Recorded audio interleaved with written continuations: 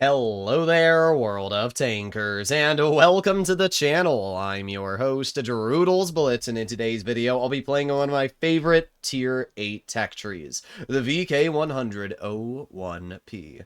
I've been doing a lot of super heavy gameplay lately because people want to see me suffer when marking my vehicles. So I did the Type 5 heavy, I've done the E100, and I've also done the mouse. And with all of that suffering, I want to play a super heavy that I actually find really, really fun. And that is the VK100-01P. This is actually one of the most fun Tier 8s, and it's actually a really, really dangerous vehicle as well. See, it grinds to the mouse. And as many of you are aware, the mouse, while dangerous, has a lot of downsides, right? Doesn't have great penetration, its alpha damage is okay, but it's nothing incredible. The thing about the VK100 is that, first of all, it actually has better armor than the mouse. The armor on the upper plate is not able to be penned, the turret cheeks are not nearly as large, and while it does have a hatch in general, the armor on this tank is definitely more reliable than that of a mouse. But more importantly is the fact that this tank has the same damage per shot. You're at tier 8 and you have 460 damage per shot instead of tier 10 with 460. That's actually huge because it means that your equivalent is like 640 damage at this tier. I mean, I can 3-shot a Tiger 1 with just some slight high rolls. That's kind of wild. Where a mouse, for example, has to shoot 5 to 6 shells. Actually, it's more like 6 to 7 shells. Oh boy, I can't wait for the meme in chat! But you get my point. The mouse has to shoot a lot more to kill a tier 10, where this tank only has to shoot 3 to 4 to kill a tier 8 or 7. So we're going to move over here. We have the enemy KV5 in front of me, and we're going to get into a side scrape against the KV. We're going to go for the hatch. Boom. There you go. 450. And this is where I'm going to side scrape and get penned in the hatch with both shots. Okay, a little annoying. Oh. Okay, well, there you go. We got a bounce. Nice. I'm not too worried. The KV5 does not worry me, even in the slightest. I can just hatch him again. There you go. Let's just wiggle it. There you go. We get another bounce. We got the KV3 over here. There you go. We get another bounce. We've already blocked 860 damage in this game, which is pretty good. We got the RU, and as tempted as I am to shoot a high explosive at the RU, I know it's not going to work out in my favor, so we're just going to fire standard shell. Ow. It's kind of an annoying game we have here. I don't appear to have much support from my team, so we're going to fall back just a little bit. So we still have that AT over here. We have the KV3. I'm going to aim it on the... Actually, what I'm going to do is I'm going to get blocked by my turtle and have to overexpose my tank, but I will get the pen. Boom. 487 damage. I mean, look at the alpha that this thing has. How do you counter a tank that hits this hard at tier 8 with also a boatload of health and pretty good armor? I consider it to be a really, really dangerous tank. So we have the AT, which I wanted the HE, but it's fine. We'll just pen him with a standard shell, up to now 2,300 damage. We're going to angle my hull, and we do get penned in the lower plate, but I can't really say that's all too surprising. I really want to push this KV3, but at the same time, I'm a little worried about the T25 too. Yeah, I'm just going to back up. I just don't trust that the enemy team is going to allow me to play in peace. So we're going to back up here. We got to wait a little bit longer for our reload. And, you know, at this point, I think we actually should be okay. I'm going to ignore the KV, though, really quickly. Take the AT out of the game, and then we'll back up. There you go. 3,000 damage has now been dealt. We still have 670 HP as well. So we're doing pretty good here. Alright, well, let's see if I can bait the KV. Come on, do it. Shoot. Shoot, you poob. Let's drive over, and I'm going to over... Boop. There you go. Nice. Okay, so they only have a couple tanks left, and what I'm going to do is I'm going to push the KV3, because once he can't see my lower plate, he's kind of cooked, you know? I feel like he's cooked, at least. Maybe he's the GOAT, but yeah, that's about what I expected there. Nice 440. And the thing about this tank is, unlike the mouse, it's actually not the slowest vehicle on its traverse speed, so you don't have to worry about being outmaneuvered or anything like that. Get another bounce. Not able to HU in the rear, but we do get a clear, bringing us over 4,000 damage. We got 4 kills. And in general, this is a really, really good game. And you can see why I enjoy this tank so much. I mean, heck, we blocked 1,800 damage. That is basically our entire hit point pool that we just blocked. Imagine the mouse. That would have to be about 3,000 damage blocked to do that in the mouse. And also, with the gun hitting so hard, it's very hard for the enemy to actually try and counter this thing. So, let's move over here. And there's the enemy ISU. Okay, good. 45 gets the clear, and just like that, we get a win. We had an AFK Tiger 2, and we still won. That just shows how good this thing is at holding. But yeah, like the KV-5, for example. It's a nice tank, you know, it's got 10 alpha damage. Oh my god, look at all those awards we got at the top. Holy. But yeah, that was a crazy good game to start off with. There you go, top on the team. But yeah, when it comes to a vehicle like the KV-5, it doesn't have much damage per shot. And even though its armor is very good, in this tank, as you saw, I just out-trade it. Every time he shoots me, I hit him back for an additional 150. So if he pokes me 3 times, I'm going to take an extra shell off of his health versus what he's taking off of mine. And I also have more hit points, right? This tank features sandbags, so I can increase my health by 114 and have 2,100 hit points versus the KV-5's like 1,900. So I got an extra 200 HP over your average heavy, and then I have a big chunk of alpha paired with that, more than any other heavy tank apart from, I guess, the Caliban, right? I'm trying to think of any other heavies which have high alpha damage in tier 8, and I think the Caliban is the only one that can actually roll higher than me at tier 8. That's it. And obviously the Caliban's not even in the same ballpark. That thing's just a tank destroyer. So here we are. We are on No, this isn't Falls Creek. This is Rockfield. Okay. Well, we are going to head over to Base C. Off skates. Okay. Got the M6A2E1. Keep on going.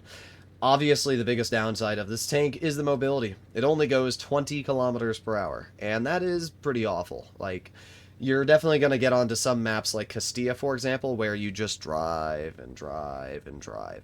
And with the way Castilla works, it's usually not the most fun experience, but at the same time, it's not the end of the world because you still have the armor and the alpha to make up for it. So, we continue. We're almost there. We got the Vickers MBT in front of me. Aiming, and boom. There you go, 433. Not really sure why that Vickers made that play, but I guess your name really reflects your gameplay. WTH am I doing? Alright, well, let's move up. We're slow, but we will get there eventually. The Goika is going to push up. And I could try and hatch the Vickers, but why do that when I can just drive over the ridge and pen him? Just keep going. Just keep going. It's so slow. Alright, well, goodbye, Vickers. There you go. Nice 334. We're up to 700 damage. We haven't bled anything yet, which is quite nice. Now, DPM-wise, obviously, this tank does not feature much. It's got a very, very long reload for a very high alpha. But, I mean, when you're rolling somebody for 528, I think it's totally fair. Is this VK looking at me? No, I didn't think so. I was about to say, there's no way that he's going to tunnel me when I'm in the most armored of the 3. Alright, let's aim it again. Boom. There you go, another 500 roll.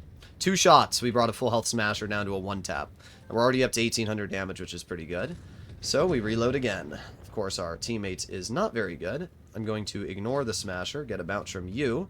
We have the G-Sor, which I'm going to load a high explosive at. Unfortunately, it doesn't pen, but the good news is because I have so much alpha, that G-Sor is a 1-tap either way. We're blocking damage. We're doing pretty good so far. Alright, that player's dead. We have the T-28 Defender in front of me, and boom. There you go. Nice 399 premium shell right through the turret. Alright, well, let's move up. So far, we've already done pretty good. We're up to 2,400 damage. We're just going to continue moving in. But this is the part that's so scary about the VK100. It might not be fast, but it doesn't really need to be, because it just makes up for it so much in the alpha and the armor, right? I mean, that one shot there brought that T-28 Defender down quite a bit. And the amount of time that this guy has to spend aiming in on me alone pretty much showcases the armor. Like, it's just crazy good. So we just wiggle, and we get a clear into the T-28. What are you going to do, G-Sor? I can tell you what you're going to do. A whole lot of nothing. Let's see if we can kill him with a ram. Hooah! Oh, 76. One little tap. There you go. He's done. And we do die from the Pantera, but just the fact that I was able to kill that G-Sor with a ram alone is pretty dang crazy. We weren't going to be able to do any more damage anyway. We have 2 bases capped, and the enemy team's going to lose. So that was a pretty good game for the VK. Obviously, you can see that the lower plate is always going to be a big weak point, and the hatch is also going to be a big weak point. But it doesn't really matter. Because you have so much alpha, you can outtrade the enemy, and that's where this tank has that big advantage over the mouse in tier 10, is that with the alpha damage, you do win trades. You don't do that with the mouse, and it's why I just enjoy this so much more. So there you go, another 3,400 damage game. We finished top on the team hands down. And yeah, another another pretty easy game for the VK100. It's just such an easy tank to play in. So we wait, and we hopefully get in another tier 8 battle. We'll find out, but we probably will. We probably will. Even when you're up against tier 9s, it still doesn't really matter too much. Let me see if I can pull up the armor profile while we are waiting to get into game here. Tankopedia, tier 8 German heavy. Oh, we're in a game. All right, I'll show the armor profile after this battle. But it is quite impressive. I called it, dude. I called it. We're on Castilla. I literally called it. That sucks. And not only are we on Castilla, but they have 2 tier 9 tank destroyers, which are going to sit in the back. You might say why I didn't mention 3, and that's because I don't really consider the Gonk to be a tier 9 tank destroyer. I'm going to try a play which I never ever do. Actually, no, I lied. We're going to do a different play. We're going to start by climbing up this hill. Is our T-30 going to go up the hill? Indeed he is. I'm going to wait for the T-30. Okay. Now I'm going to climb up this hill as well. No, I'm not going to be camping. I'm going to climb up this hill so that I can get to base B faster. Stock Destiny, by the way. There are still people in 2025 using the Stock Destiny. That is pretty tragic. Listen, if you're still driving that tank stock, I think you failed the gene pool. Either way, let's move up. We're getting there. Wargaming really wants me to lose this game, I'm pretty sure. But yeah, the play that we're making here, we're going to try and overlook base C. I think that's a pretty decent play, if you ask me. Yellowpawn's going right in. And he is spotted. He's about to be nuked by 8,000 camping players. Yep, there you go. There's the standard B. Well, good job, standard. You have 0 health. I hope it was worth it. I hope spawn camping on that ridgeline was worth it. Any player like that standard completely deserves any comeuppance they get. I think that players that spawn camp on that ridge, especially if they're not in a TD, are pretty tragic. So let's aim it on the KV-5. There. Okay. Never mind. We'll bounce the flat side of the KV-5. Oh, we got the Emil. Alright, well, I have a feeling the Emil's going to have a hard time penning me. Or not.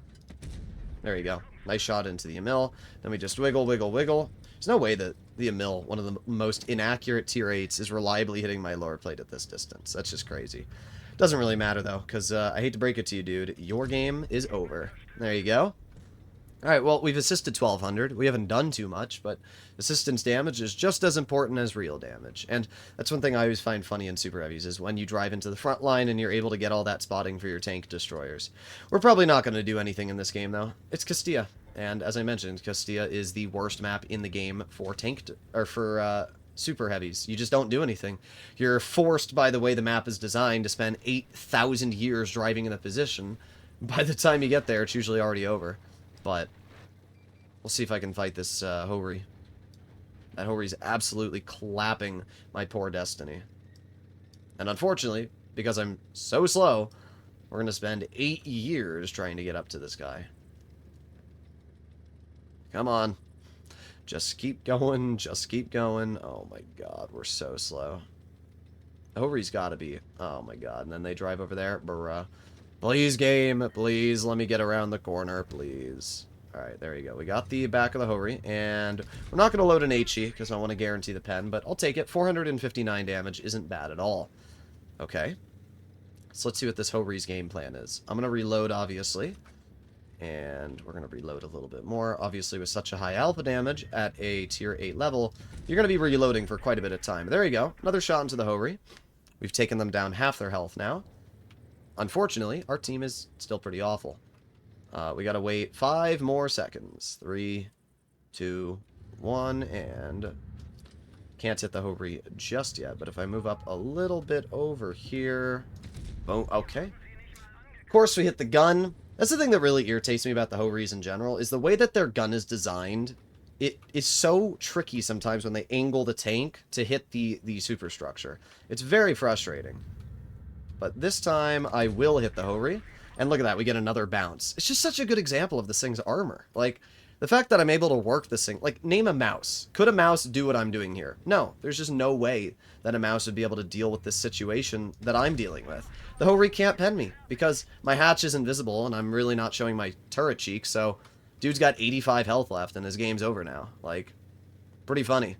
We've dealt 2,300 damage, which is quite nice, but there's not much else I can do in this game. Ho-Ri's gonna run away. Oh, there you go. We got the enemy prog, which we miss. Oh well. Not too surprising. I mean, the armor on this tank will do fine, but... Oh, great. We got the Ho-Ri over here. And, yeah, our game's definitely over at this point. But, maybe, just maybe, I can get a clearing shell into the Progetto. Nice. I'll take it. But yeah, it wouldn't have mattered. Obviously, this game was a loss either way. There's no way we would have been able to deal with the base cap going up. But not a bad game. Not a bad game at all. And it's still a great showcase of where this tank actually works as a super heavy. Like, we got a lot of bounces. We blocked 1,700 damage. We did 2,400. The problem with all super heavies is they're reliant on their teammates. And when you have a stock Destiny who's 43%, there's nothing you can do. If that Destiny had literally just lived long enough, I would have been able to kill the Ho-Ri, and I might have been able to win the game. But I just don't see how you can do anything when you're burdened with tier 9s. Whenever you're in a tier 8 battle and you have tier 9s that suck, there's just nothing you can do. It's the same thing when you're in a tier 9 and you have tier 10s that suck. You are reliant on these higher tier vehicles to not do terrible, and when they fall apart, it puts all the weight on you. It's very hard to, you know, counter tanks like a Ho-Ri that have more DPM, more alpha, and also arguably pretty good armor, you know? That's the issue. Personally, I've said it many times, I would love if Wargaming made it so that equal tier matchmaking was the way this game was balanced. Because then, if you're playing in a tier 8, you wouldn't be forced to deal with tier 9 sucking and throwing the game for you. Either way, let's see what we can do in this game. This will be our last battle in the VK. So far, though, the VK's been putting up damage. I mean, the fact that we've been going up against tier 9s and they haven't really threatened me at all is just such a good example. The only thing about this tank that is a bit of a bummer is the gun's accuracy. It's not very accurate, and you probably noticed it a bit when we were shooting at that enemy Progetto. The accuracy's bad. Proceeds to hit a crazy shot on the T-34-100. I'm also not sure why that person shot at me. Again, they have two tanks in front of them, and SU-130PM being one of them, and they said, let me shoot at the most armored one of them all. Like, huh? Aiming on that Borsig. Boom, 614. That's the best part about this tank. It has 600 alpha damage on its high explosive. At tier 8, being able to HE people for 600 feels pretty dang nice. And by the way, you can HE a lot of enemies with this tank. Okay, we got the SU, which, by the way, we can pen with a high explosive in the lower plate. There you go, 536. I'm not really sure why this T-34-100 wants to tunnel me so bad, but he's literally being crapped on by, like, everybody. There you go, get another bounce. Look at this guy. He wants me so bad. It's crazy. Yeah, you want to go? Alright, let's test that luck, bozo. Like, what's the thought process? Oh, I'm gonna get you. I'm gonna get... I just don't get it. I really don't. I don't think I ever will, but it's pretty foolish, tunneling arguably one of the strongest tier 8s. Alright, let's aim it on the TN... There's the accuracy. We aimed a little bit low, but we were still on the guy's lower plate. That should not have missed. Let's aim it on the K2. 3, 2, 1, boom. There you go, 439. I'm gonna turn around, because there's no way I'm gonna deal any more damage to this K2. Team's gonna out-reload me. So we're gonna start heading over towards the other side of the map for the Samwa. Here we go. Aiming. I'm gonna try and pen him with an AP. Boom, a 467. It just feels so nice to be able to roll that much. We're already up to 2,700 now. And, yeah, let's just head over to the Action 10. Just keep going. SU-130's still alive. Action 10's driving through town here. And... boom. There you go. 416, that puts us up to 3,200 damage. Just like that, we are already at a pretty solid result in this game. Well, wasn't able to get any more, but still, 4 games. 3 of them we did over 3,000 damage. One of them, we just got an unfortunate team. But man, this thing just feels so fun. And it's why I always recommend if people want to try and play in the mouse, they also need to play in the VK100. It is really an absolute bop. Hopefully you enjoyed today's video, and if you want to see more content like this, you know what to do. I'll see you all in the next one. Bye-bye.